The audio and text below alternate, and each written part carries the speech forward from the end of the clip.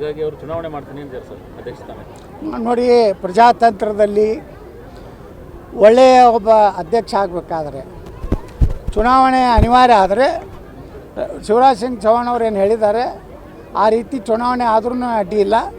ಆದರೆ ಇವತ್ತೇನು ಆಯ್ಕೆ ಆಗ್ತಾಯಿದೆ ಜಿಲ್ಲಾಧ್ಯಕ್ಷರು ಮತ್ತು ತಾಲೂಕಾ ಬ್ಲಾಕ್ ಅಧ್ಯಕ್ಷರು, ಅವರಲ್ಲಿ ಪಾರದರ್ಶಕತೆ ಇರಬೇಕು.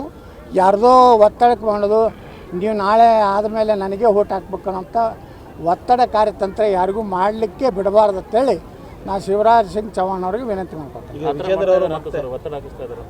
ಒತ್ತಡ ಹಾಕ್ತಾ ಇದ್ದಾರೆ, ರಾಜ್ಯಾಧ್ಯಕ್ಷರಿಗೆ ಜಿಲ್ಲಾಧ್ಯಕ್ಷರು ಓಟ್ ಹಾಕ್ತಾರೆ, ಅದೇ ಒತ್ತಡ ಹಾಕ್ತಾ ಇದ್ದಾರೆ.